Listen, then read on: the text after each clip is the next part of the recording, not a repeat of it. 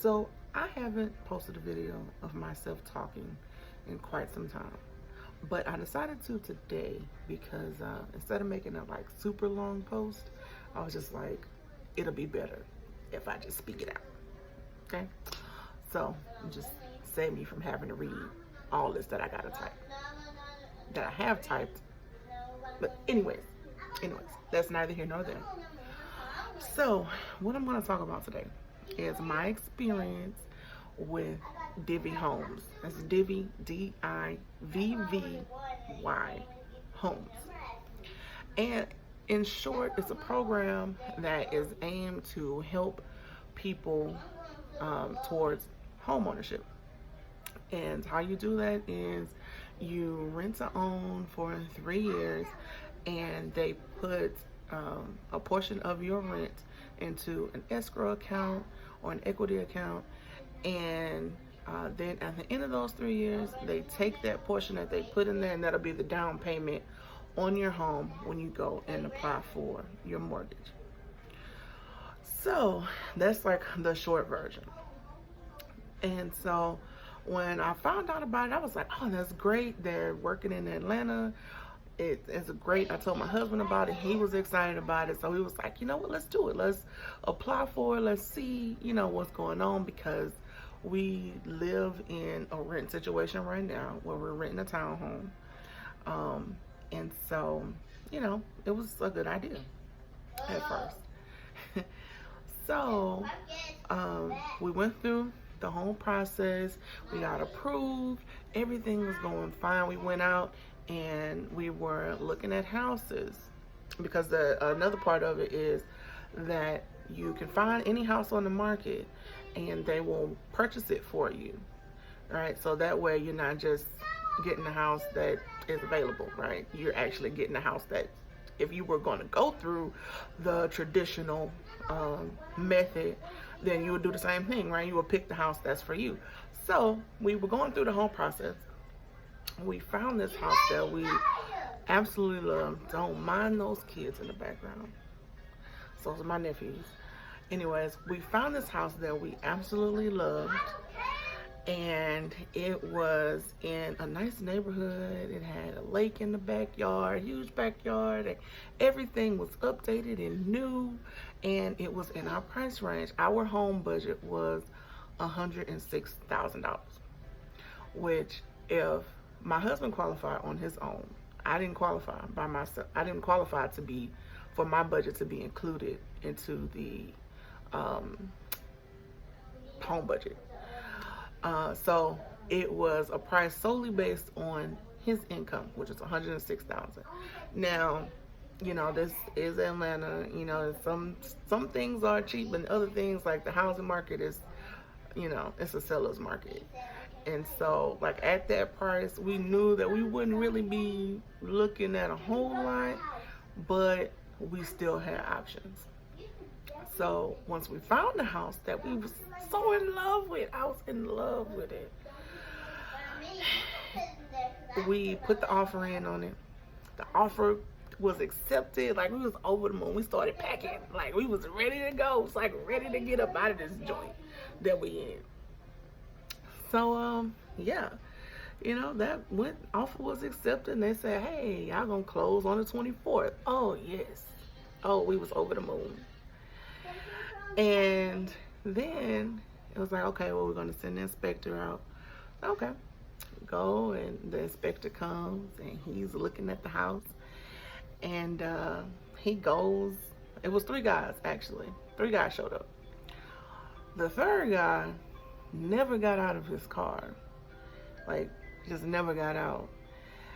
The other 2 guys, they came to introduce themselves. Hey, I'm Michael. Hey, I'm Steve. And Michael was actually the real inspector's name. He comes in and he looks around and he's like, oh, okay, all right. So both Michael and Steve, they go outside around the house. Actually, they came in, turned all the lights on, and like turned all the water on. So like all the water in the house was running. And then they went outside. And so I'm not I'm just not, didn't know what I was supposed to do. I don't know if I was supposed to follow them around like a lap dog or whatever. But they went on the side of the house and they were just talking, you know. And I had stepped outside briefly, you know, just to kind of see, you know, like, well, okay, where did they go? So I stepped out on the deck and I hear them talking, oh, yeah, you know, how's the kids? You know, things like that. I'm like, okay.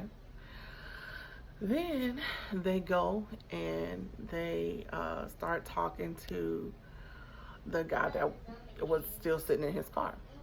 And they talk to him for a while. Then they both come to me and I'm like, oh man, I hate to be the bearer of bad news, but this house is modular. It's a modular house. And I'm like, okay, what's that? What does that mean? Oh, that means they had to bring it on a truck, like on a semi. You know, they brought it in like 2 pieces, and you know, we don't really buy these kinds of houses, but maybe you should look at some houses on Old National, or you know, in another place that's more suitable for people like you. And I didn't want to call the scene because I had my nephews, and I was thinking to myself, like, oh, National. I haven't been in Atlanta long, okay? I haven't been here long, but I drove Uber for a while when I first got here, just to like learn the city. And I talked to people that's out here. Old National is the ghetto. Okay, so essentially what he told me was to go back to the ghetto, okay, for people like me, okay? So then, you know, I was like, oh, okay. And then he made a comment where he was like, I said, oh, those are my nephews. And he was like, oh, okay, well, it don't matter if they fell and died, because they were just playing outside. They were just playing outside. He was like, oh, it don't matter if they just fell and died. And I was like, I mean, it's a little morbid, but okay. You know, and I mean, at this point, I was kind of like getting to that. Like, you're gonna see, like, I'm a professional, you know, but this close to being like my unique. She's, listen, you don't want to deal with her, okay? You need to talk to Mrs. Mickinen, and you're gonna talk to her with respect too. Anyways, so then he was like, yep, all right, go ahead. Now, can you let her out? Let her out. It's like, okay. So he started rushing me off the property. So I leave, and my thinking is, if you are here to do the inspection for me, and you've already determined that this is a modular house, y'all don't buy modular houses, you know, this is it. That's like, this is the end of the inspection. That's what I'm thinking. That's like the logical thing to think. This is it. So we should all be leaving at the same time. No. They didn't leave. They still stayed there, and they was talking to the man, whoever the man was, you know, like after he let me out. So I just gone about my business, you know, but I'm just thinking, you know, okay, so essentially y'all didn't want me here because you saw a black woman with 3 little black boys come here. So it was just like, this is not the place for you. Because like I said, it was a nice area. You know, it was very nice. You know, it's new. Everything was new, whether it was modular or not. Okay. So, but and my thing is that if he had left it at, oh, it's a modular house, we don't really buy modular house, I'd be like, you know what? I understand that. I understand. You know, things happen. And, you know, I don't know how I slipped through the cracks either. But you went and tacked on a little extra that made me be like, okay, well, y'all probably do buy modular houses, but it's on a case-by-case basis. Because otherwise, if the system could have automatically flagged this, oh, well, we don't really purchase houses like this.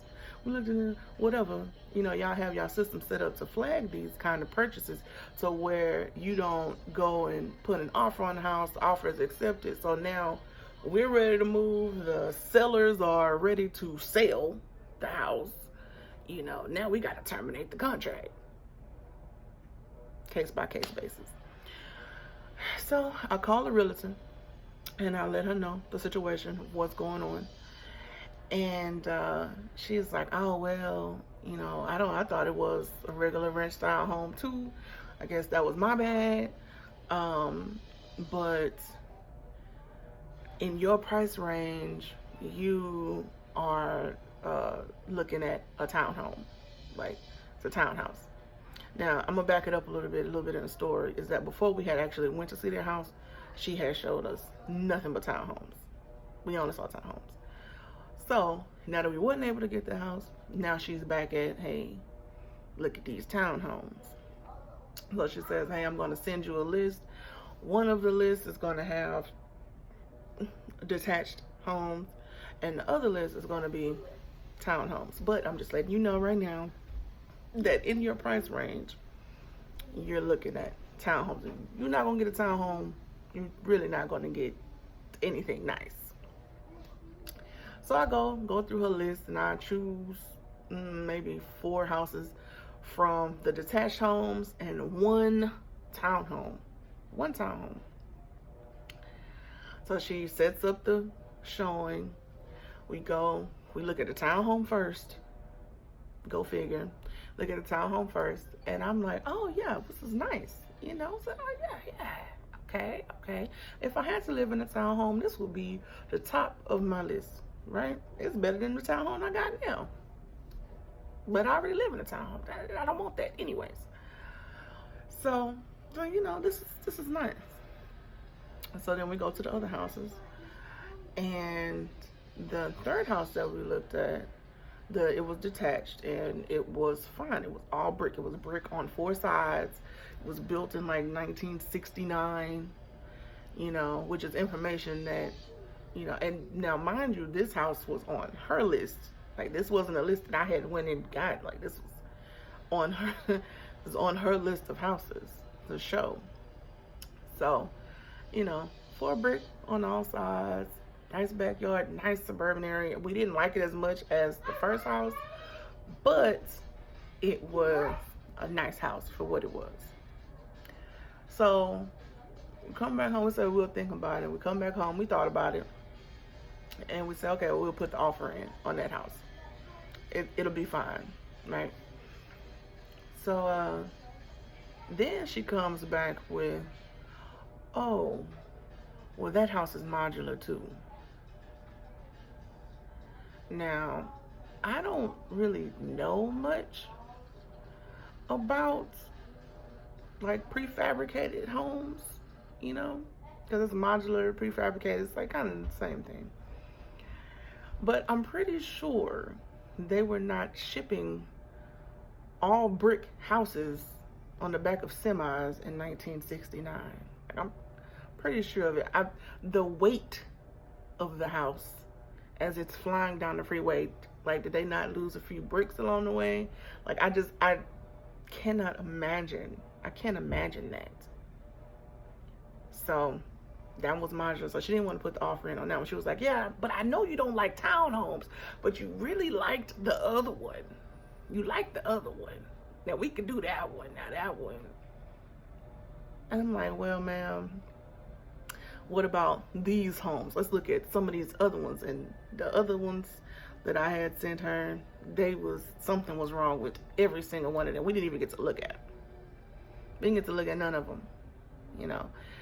So, you know, the whole experience was just, when she said, if you don't get a townhome in this, because your real price range, you can only get a townhome. Like, she made sure, like, she was trying to really get into this townhome. I'm trying to sell these townhomes. Buy one first off. Okay?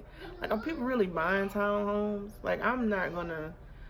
A townhome to me is like something that you like rent for a few years and then you like move into a real house. You know, that's just me because I grew up in Texas and in Houston, so we kind of have like real houses. You know. Plus, I already live in a townhouse. I already live in a one.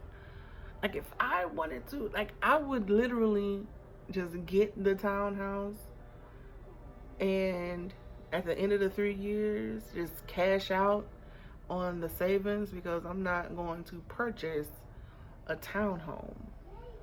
Period. That's just not going to happen. Anyways, so, you know, just further down the line, she just kept townhome this, townhome that. And so we just had to let him know, hey, you know, thank you for your time, but we are going to just wait until we can increase our home budget, or, you know, we're just going to look for something else, you know. So it sucks. It really does suck, you know, when you have your heart set on something and then it just doesn't really play out the way that you had hoped, you know, because that's where I am now. That's where I was a few days ago. Like, as this whole thing has been coming together or not together or falling apart, however you want to look at it, as this whole thing has been carrying out, is that I wanted the house that I wanted. And the fact that I wasn't able to get it, it bums me out pretty bad. But nonetheless, I'm going to keep on pressing forward, you know. And it is sad to see in 2019, you know, that all that I have accomplished in my life, you know, that to some people, I'm still just a nigga.